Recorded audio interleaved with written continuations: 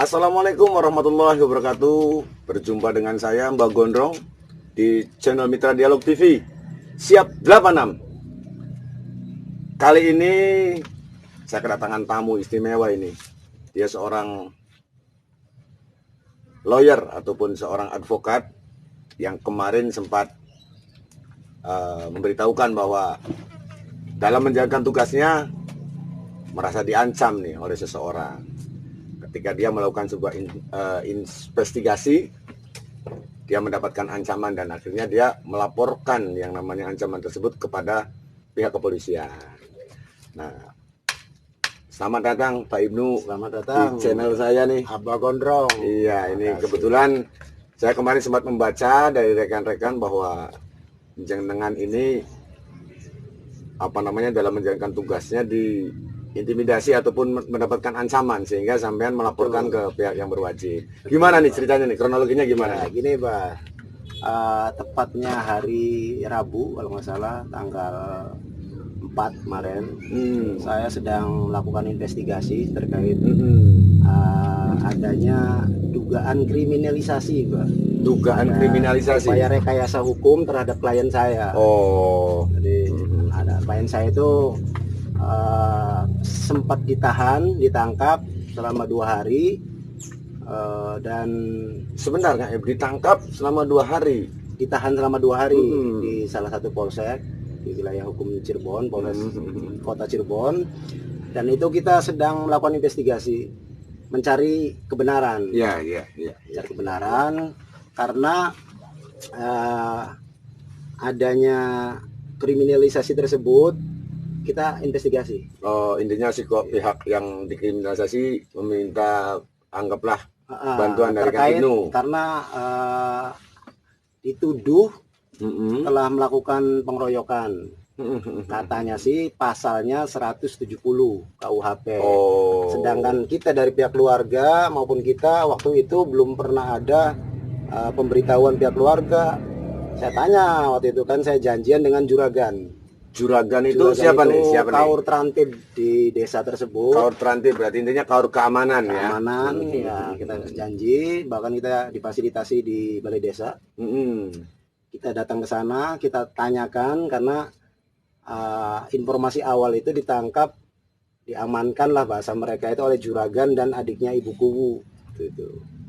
Oleh malam minggu kemarin. Ya, sekitar 1 pekan yang lalu, gitu.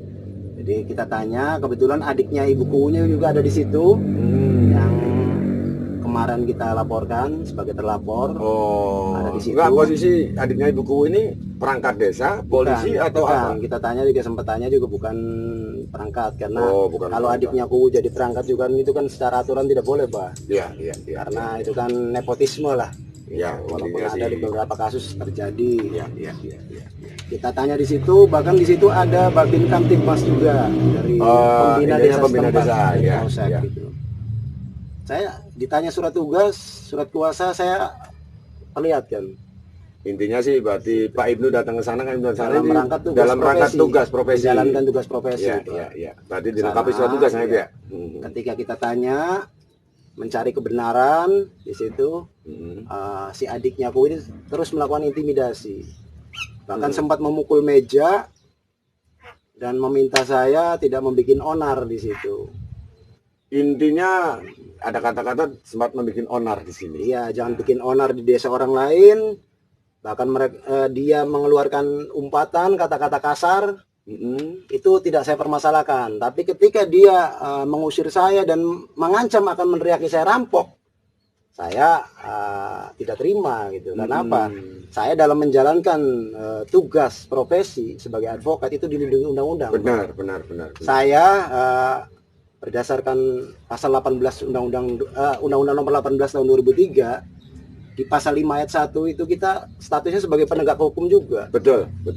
Dan dilindungi undang-undang. Bahkan di pasal 14 tugas seorang advokat itu bebas merdeka, bebas dari tekanan, ancaman, termasuk pelecehan terhadap profesi advokat. Gitu. Makanya kita tidak terima. Kenapa? Ini akan menjadi presiden yang jelek ke depan. Ketika advokat menangani perkara, kemudian ada ancaman dan pihak kepolisian tidak tegas, maka akan menjadi presiden buruk bagi profesi advokat. Betul. Ancaman betul. itu Pak bagi profesi advokat. Nah, mohon maaf nih Kang Ibnu, ini kebetulan tadi saya melihat sampai orang itu pukul-pukul meja segala macam lah ibarat kata.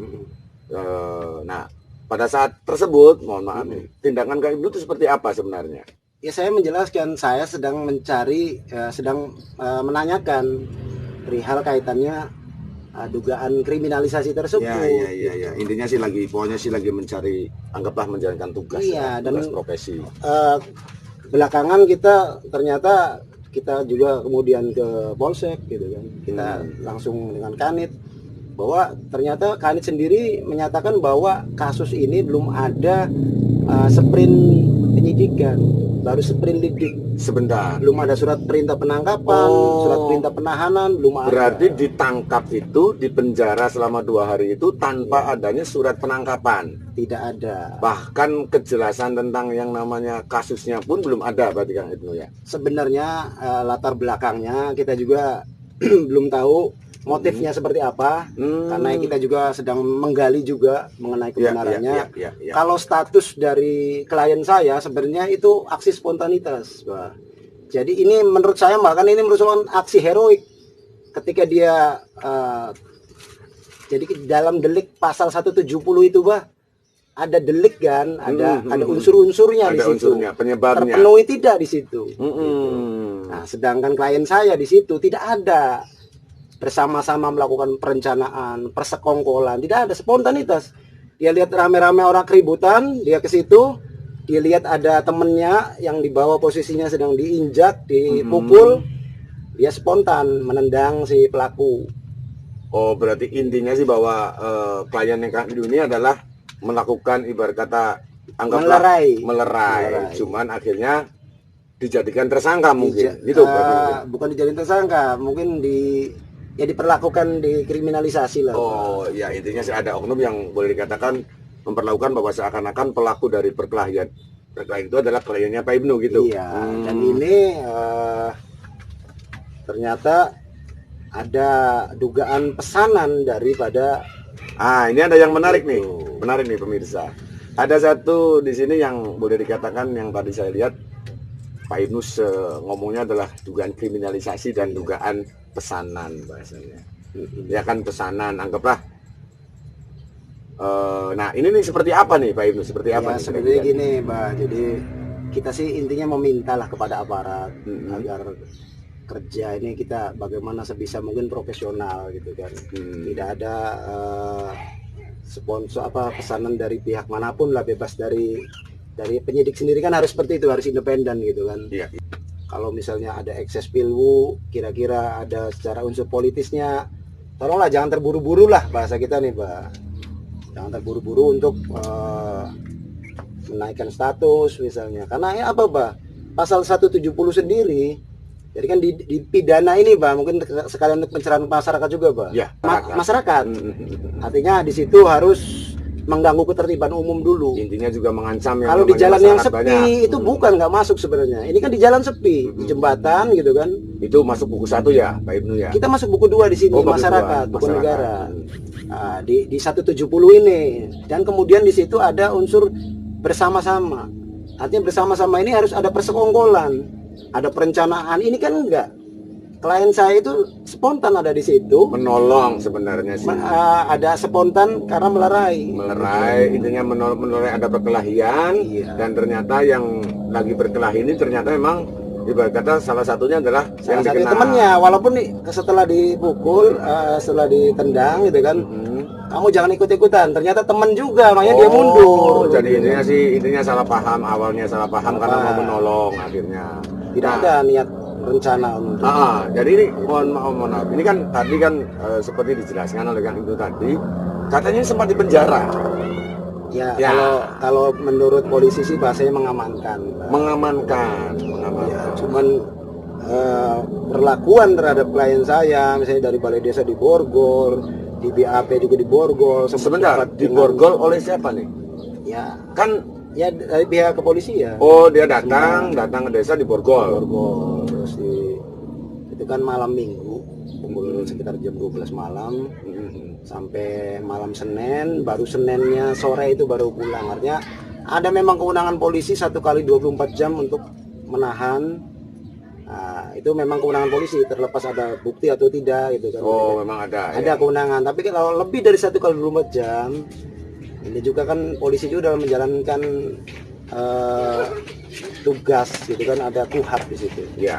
Ada KUHAP, artinya di KUHAP di situ diatur ada kewenangan polisi dalam melakukan penahanan. Cuman 1 kali 24 1 jam. kali 24 jam. Tapi dengan catatan, Ya kalau tidak ada bukti awal atau tidak, ini ya harus bebas demi hukum. bebas dihukum. Sementara yang Apalagi kalian sendiri sudah menjelaskan ke kita bahwa ini belum ada sprindik, belum ada sprindik. baru sprindik, belum ada surat Oh. perintah penangkapan, penahanan.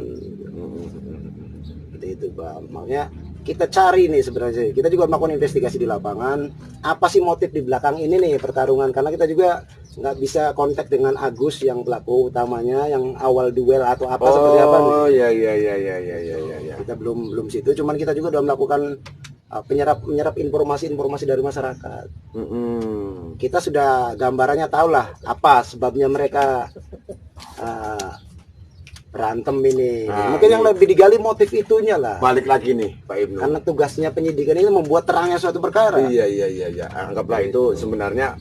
Nah, enggak, ini kita kembali ke fokus awal nih. Enggak, Pak, ini belum selesai. Apalagi maksudnya kan polisi juga di lapangan dilengkapi dengan ada kanit intelnya gitu kan, ada tim intelijennya di masyarakat. Betul. Harusnya lebih jeli di masyarakat nih. Ada apa di belakangnya nih? Fungsi intelnya ya. Fungsi intelijennya, fungsi penyidikannya gitu.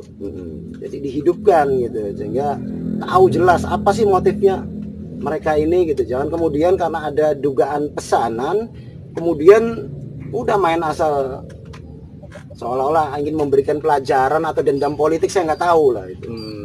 Cuman oke, berarti intinya sih kita kembali dulu nih Kang Ib. Nah, ketika oke pemirsa, demikian mungkin bincang-bincang kita dengan seorang pengacara jalanan, Pak Ibnu Sehu, sarjana hukum, yang dalam hal ini dia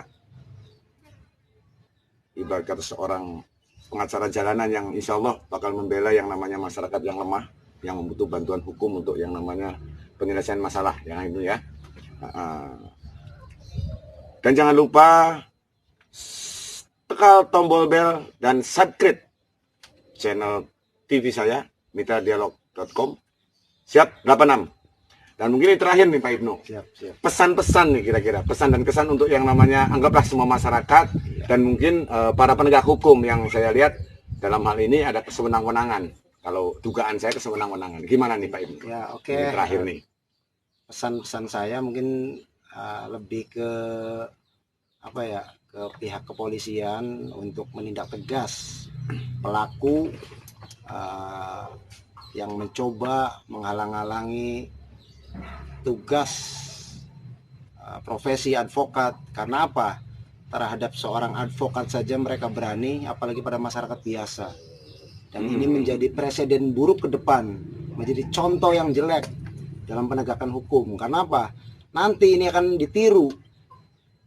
Sedikit-sedikit akan ada ancaman. Karena apa? Tidak ada upaya penegakan hukum. Oleh karena itu kami meminta aparat berwenang untuk atensi terhadap permasalahan ini, untuk mengusut tuntas sekaligus menindak tegas pelakunya, biar kasus ini ke depan